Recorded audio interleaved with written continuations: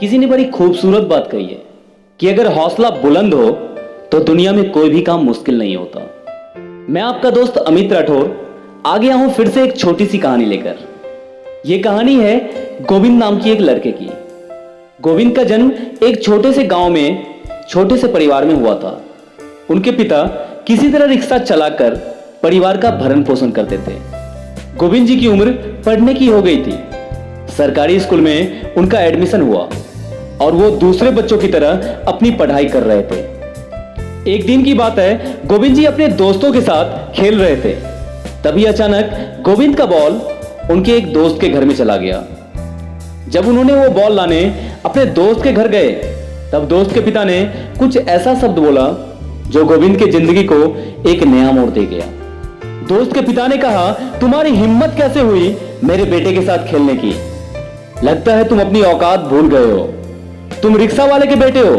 तुम्हारे लिए सबसे अच्छा होगा एक और रिक्शा खरीदकर अपने पिता के बिजनेस में साथ दो।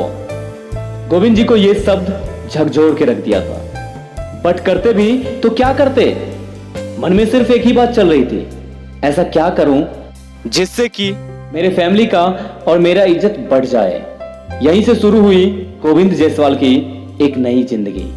आईएएस एग्जाम को पास करके डीएम बनने की सोच। आईएएस की तैयारी करने के लिए दिल्ली जाने की भी तैयारी करने लगे। पिता ने जमीन बेचकर बेटे के लिए रुपए जमा तो किए, बट अभी भी रुपए इतने नहीं हुए थे कि गोविंद जी दिल्ली जाकर आईएएस की कोचिंग को ज्वाइन करते। लेकिन कहते हैं ना दोस्तों, किसी चीज को दिल से चाहो तो ऊपर वाले भी उसे मिलाने में मदद करते हैं। गांव के कुछ लोग जमीन बेचकर बेटे को दिल्ली भेजकर पढ़ाने की खबर सुनते ही गोविंद के पिता को समझाने में जुट गए थे कि ये सब बेकार की बातें हैं, कि आपका बेटा कभी भी आईएएस ऑफिसर बन ही नहीं पाएगा। बट उस पिता को लोगों की बातों से ज्यादा अपने बेटे की बातों पर विश्वास था। लोग गोविंद जी को भी समझाने में जुटे हुए थे कि ये पागलपंती मत करो, बट कहते हैं ना, जब अपना साथ देने लगे तो कोई फर्क नहीं पड़ता दूसरा क्या कहता है या क्या सोचता है। उसके बाद एक दिन ऐसा भी आया जब गोविंद जी निकल गए अपने सपनों को पूरा करने, अपने सपनों की नगरी दिल्ली। गोविंद जी दिल्ली जाकर वहां ट्यूशन पढ़ाकर रुपए जमा किए और खुद भी 18-18 घंटे पढ़ने लगे। कभी कभी ऐसा भी हुआ कि रुपए नहीं होने की वजह से वो बिना खाए ही सो जाते थे। जहां वो अपना घर किराए पर लिए थे वहां पढ़ने का माहौल बिल्कुल भी नहीं था। बगल में गराज था, डिस्टरबेंस बहुत ज्यादा थी। कभी कभी लाइट ना होने की वजह से वो मोमबत्ती और दिए जलाकर पढ़ाई करते थे। गांव में सब उनकी और उनके परिवार की बुराई करने में लगे थे, लेकिन सबको कहां पता था कि इस बीच भविष्य का डीएम बिना कुछ सोचे ही अपनी तैयारी में जुटा है।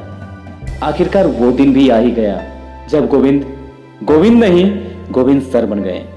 पूरे इंडिया में फर्स्ट अटेम्प्ट में ही आईएएस की एग्जाम में 48वां रैंक लाने वाले गोविंद जी ने अपने फैमिली का नाम और अपने गांव का नाम रोशन कर दिया और बन गए डिस्ट्रिक्ट मजिस्ट्रेट।